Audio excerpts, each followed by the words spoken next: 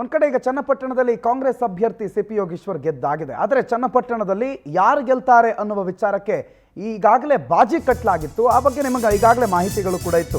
ಚುನಾವಣೆ ಮುಗಿತಾ ಇದ್ದಂಗೆ ಚುನಾವಣೆಯ ರಿಸಲ್ಟ್ ಬರೋವರೆಗೂ ಬಹುತೇಕ ಅಲ್ಲಿನ ಕಾರ್ಯಕರ್ತರು ಅಥವಾ ದುಡ್ಡಿರೋರ್ದು ಒಂದೇ ಲೆಕ್ಕಾಚಾರ, ಯಾರು ಗೆಲ್ತಾರೆ ಯಾರು ಸೋಲ್ತಾರೆ. ಕೇವಲ ಬಾಯಿ ಮಾತಲ್ಲ, ಕೋಟಿ ಕೋಟಿ ಹಣ ಸುರಿತಾರೆ. ಅದಕ್ಕೆ ಸಿ ಪಿ ಯೋಗೀಶ್ವರ್ ಮತ್ತು ನಿಖಿಲ್ ಅವರಿಬ್ಬರ ಪರ ಭರ್ಜರಿ ಬೆಟ್ಟಿಂಗ್ ನಡೆದಿತ್ತು, ಭರ್ಜರಿ ಬಾಜಿ ಕಟ್ಟಿದ್ರು. ಜಮೀರ್ ಅಹಮದ್ ಖಾನ್ ಹೇಳಿಕೆಯನ್ನ ಯೋಗೇಶ್ವರ್ ಪ್ರಸ್ತಾಪ ಮಾಡಿದ್ರಲ್ಲ, ನನಗೆ ಹಿನ್ನಡೆ ಆಗಬಹುದು, ಆ ಹೇಳಿಕೆಯಿಂದ ನಮಗೆ ಸೋಲಾದ್ರೂ ಆಗಬಹುದು ಅಂತೆಲ್ಲ ಹೇಳಿದ್ರಲ್ಲ, ಅದು ಬಜಾರ್ ಕಡಿಮೆ ಮಾಡಿಕೊಳ್ಳೋದಕ್ಕೆ ಆಡಿರುವ ಮಾತುಗಳು.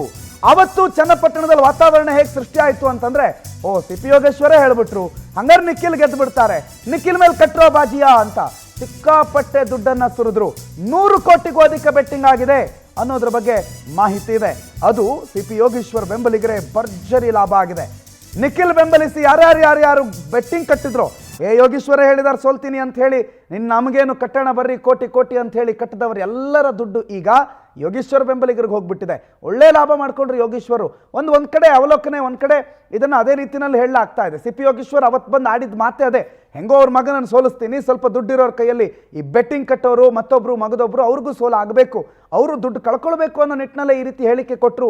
ಅಲ್ಲಿ ಬಜಾರನ್ನು ಕಡಿಮೆ ಮಾಡಬೇಕು ಅನ್ನುವ ಕಾರಣಕ್ಕೆ ಈ ಹೇಳಿಕೆಗಳನ್ನು ಕೊಟ್ಟರು.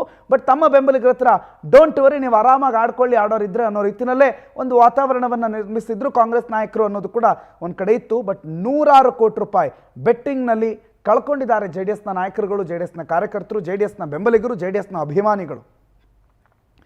ರೂಪೇಶ್ ಮಾಹಿತಿ ಕೊಡ್ತಾರೆ, ನೇರ ಸಂಪರ್ಕದಲ್ಲಿ ಜಾಯ್ನ್ ಆಗ್ತಾರೆ. ರೂಪೇಶ್, ಬೆಟ್ಟಿಂಗು ನಾವು ಪ್ರೋತ್ಸಾಹ ಮಾಡಬಾರ್ದು ಅಥವಾ ಅದು ನಡೀತಾ ಇದೆ ಅಂತ ಖುಷಿ ಪಡಬಾರ್ದು, ಅಥವಾ ಈ ರೀತಿ ಬೆಟ್ಟಿಂಗ್ ಮಾಡೋದನ್ನ ಯಾರು ಕೂಡ ಅದನ್ನು ಸಮರ್ಥನೆ ಮಾಡ್ಕೊಳ್ಳೋ ಪ್ರಶ್ನೆ ಇಲ್ಲ. ಆದರೆ ಚನ್ನಪಟ್ಟಣದಲ್ಲಿ 100 ಕೋಟಿ ರೂಪಾಯಿ ಈ ರೀತಿ ಬೆಟ್ಟಿಂಗ್ನಲ್ಲಿ ಕೆಲವರು ಕಳ್ಕೊಂಡಿದ್ದಾರೆ, ಕೆಲವರು ಗಳಿಸ್ಕೊಂಡಿದ್ದಾರೆ ಅಂತ ಲೆಕ್ಕಾಚಾರಗಳೇನು ರೂಪೇಶ್ ಇದ್ರ ಬಗ್ಗೆ? ಪ್ರಣೋತ್, ನಿಜಕ್ಕೂ ಕೂಡ ಬೆಟ್ಟಿಂಗ್, ಯಾಕಂತೇಳಿ ಚುನಾವಣೆ ಸಂದರ್ಭದಲ್ಲಿ ಈ ರೀತಿಯಾಗಿರ್ತಕ್ಕಂಥ ಬೆಟ್ಟಿಂಗ್ ಆಗ್ತಾನೆ ಇರುತ್ತೆ. ಆದ್ರೂ ಕೂಡ ಅದು ಲೀಗಲೈಸ್ ಅಲ್ಲ, ಅದೇ ರೀತಿಯಾಗಿ ಅಧಿಕೃತವಾಗಿ ಯಾವುದೇ ರೀತಿಯಾಗಿ ನಡೆದೇ ಇದ್ರು ಕೂಡ ಚನ್ನಪಟ್ಟಣದಲ್ಲಿ ಒಂದು ದೊಡ್ಡ ಮಟ್ಟಕ್ಕೆ ಚರ್ಚೆ ಆಗ್ತಾ ಇದೆ. ಏನಂತ ಹೇಳಿದ್ರೆ, ಚುನಾವಣೆ ಪೂರ್ವದಲ್ಲಿ ಸಿ ಪಿ ಯೋಗೀಶ್ವರ್ ಗೆಲ್ತೀನಿ ಅಂತ ಹೇಳಿದಾಗ ಇಲ್ಲ, ನಿಖಿಲ್ ಕಡೆಯವರು ಇಲ್ಲ ಅಂತ ಹೇಳ್ತಾರೆ, ಅಥವಾ ನಿಖಿಲ್ ಗೆಲ್ತೀನಿ ಅಂದಾಗ ಸಿ ಪಿ ಕಡೆ ಗೆಲ್ಲೋದಿಲ್ಲ ಅಂತ ಹೇಳಿದಾಗ ಚಾಲೆಂಜ್ ಏನು ಅಂತ ಕೇಳಿದಾಗ ಅದೇ ರೀತಿಯಾಗಿ ಬಜಾರ್ ಆಗುತ್ತೆ. ಕಾರ್ಯಕರ್ತರಾದ್ರೆ ಲಕ್ಷಗಟ್ಟಲೆ ಹೋಗ್ತಾರೆ, ಮತದಾರರಾದ್ರೆ 1000 ಗಟ್ಟಲೆ ಹೋಗ್ತಾರೆ. ಹಾಗೆ ಶಾಸಕರು ಅದೇ ರೀತಿಯಾಗಿ ನಾಯಕರ ಮುಖಂಡರುಗಳಿದ್ದಾಗ 1 ಕೋಟಿವರೆಗೂ ಕೂಡ ಬೆಟ್ಟಿಂಗ್ ಅನ್ನ ಹಾಕ್ತಾರೆ.